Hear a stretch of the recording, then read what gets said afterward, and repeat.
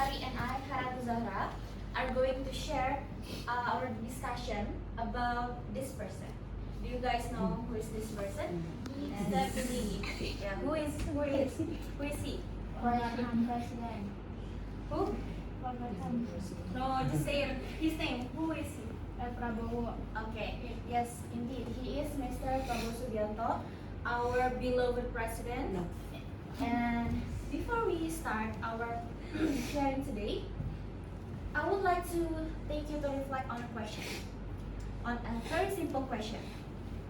How often do we assume that the news sometimes it's not only gives us facts, you know, the news sometimes not only gives us facts, but it is also shaped by how it's delivered. Do you get what I mean? Yes. So, so as you know that there is multiple media that reported news, right? And every media reported the same, the different news, the different tone of news, right? And now we will share information we got about news about him, our president. So recently, we came across interesting case involving Mr. Prabowo Subianto. Just a few days after his presidency, student protests broke out into several cities. Multiple media reported about his opinion about the event, about the student protests. And even though the media reported in the same day, in the same time maybe, but it has different tone, right? The language is different, the tone is different, and the angle shift, right? So from the news that reported in that day, maybe we can, maybe at first glance, we can say that it reported the same message from the same speaker, the same statement from the same speaker, right? But as we took a closer look, we could realize that, well, it's kind of different. The statement, maybe it's the same statement, maybe it's the same speaker, but how it's delivered, it's different. So, okay, let's see what we got here.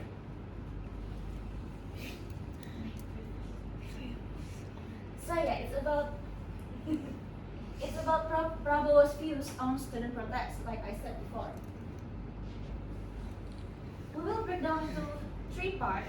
The first one is identifying news sources. The second is analyzing the news presentation, and the third is comparing and reflecting the news.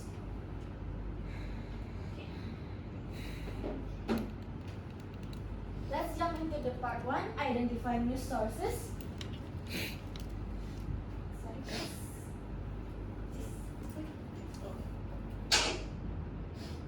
Okay. So what we got here is from there are two sources. The first one is from Kompas TV, and the second one is from Tempo.com, online newspaper. Both are published in the same day, April 8, 2025. But the one here from Kompas TV here published in YouTube, and the second one published in Tempo website itself. Well, from the headline here, we can see it has similar title. Prabowo bicara demo mahasiswa UTN. Tanggapi demo mahasiswa di masa pemerintahannya Prabowo, genuinely or paid. Prabowo response to student protest, genuine or paid. And the second one, Prabowo passion student protest, genuine or paid. Well, it's kind of similar, right? From the headline, we know that it published. It is a form of video, while the one here is a form of written text. I mean, it's just a text that provide a picture here. So you can see the situation, so you can see the visual, the situation there, the real-time situation. From the headline here, we also could know that the Kompas TV platform use like a very casual, I mean it's just similar like the other news, right? You can see here clearly. And the other one, well, not really different. The headline is just like it, just casual, like the other text, the other online newspaper. Okay, let's jump to the second part.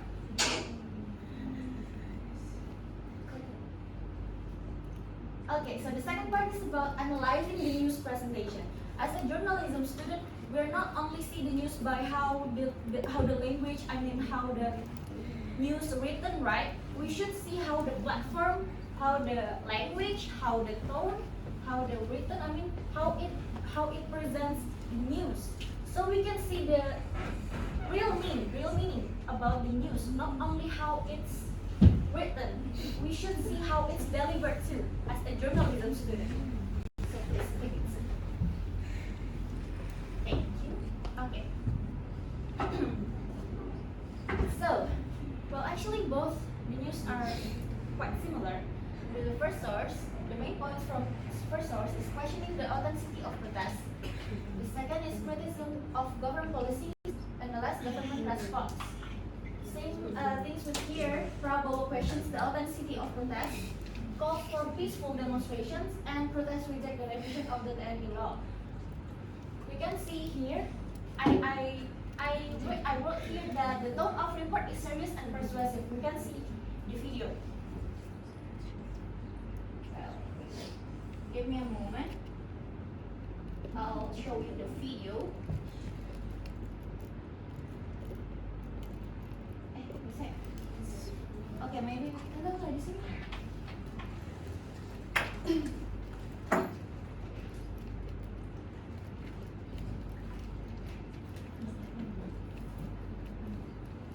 Ada abuses, kita harus investigasi, kita harus proses secara hukum abuses. Tapi bangunnya tahu, coba perhatikan secara objektif dan jujur. Apakah dia murni itu murni atau ada yang bayar? Harus objektif. Okay, let me see it one more time. Let me see it one more time. We can make it clear. Ada abuses, ya kita harus I'll show you how the investigasi, kita harus proses I secara hukum persuasive here. abuses. Tapi bangunnya tahu, coba perhatikan secara objektif dan jujur. Apakah dia murni itu murni atau ada yang bayar? Okay, Harus objektif. let's go back. See this? Let's analyze it again. So, as you hear that, Mr. Prabowo said, Mbak Uni harus tahu. He said that, right? And we thought that by he said that, it means that he wants to lead us. He wants us to understand his point of view, his opinion, his statement, and I want everyone, include the reader, the news reader, to know how his opinion about that. And he kind of wants us to also gather anyone to also believe what he said, right? Like leading our opinion. You get what I mean? Do you get it? Yes. Okay. So that's what I mean by persuasive. He wants us to also believe of what he said. He's a good public speaker. We can say that. And then from the second one, what I mean by serious and natural, this written text, this written news article, it's just saying the information. It just shows what Mr. Prabowo said before. Like you can no. You can see. It's my fault. Yeah. You can see here that the news article, the news report, it just shows what Mr. Prabowo said, and it's more like natural and serious.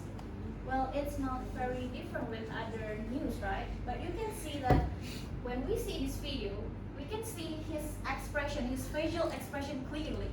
So we can also get what he's mean by how he's saying. How he's saying. The tone, the facial expression, the intonation, right? It's different when we just read this text. It's just like, yeah, we mainly read it with our intonation. Maybe it's different with the real meaning, right? Because background, different perception, different background knowledge, I think. So that's why it's kind of different from these two news.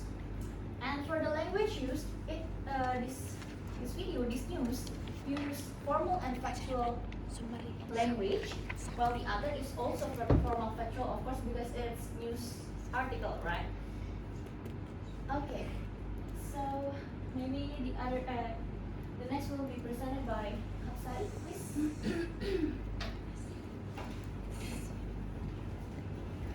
Okay, I will continue after Sasha. The next is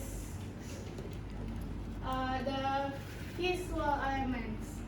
For the Kompas TV by in YouTube, we have the video for the information. Maybe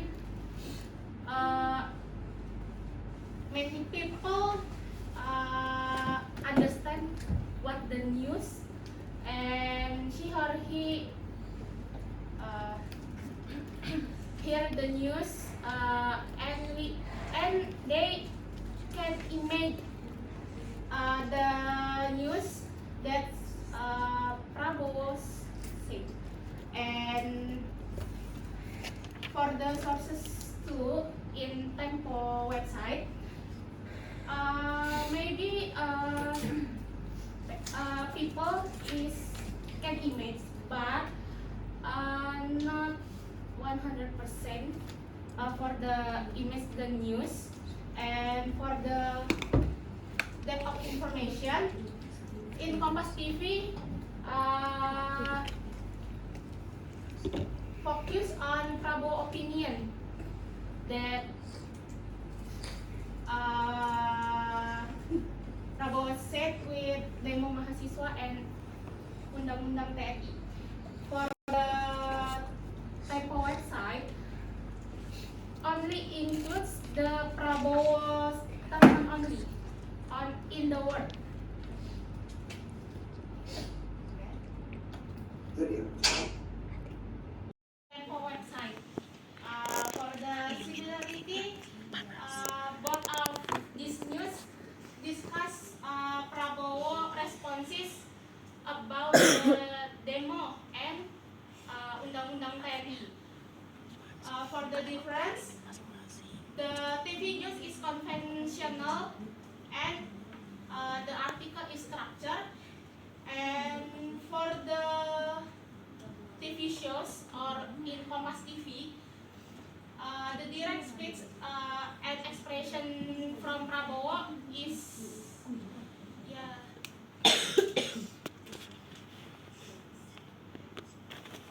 and for effective version, TV news is more engaging through visual and non-verbal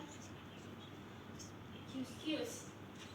And for the vocab, external influence, outside factor, domestic affairs for this news, and accountability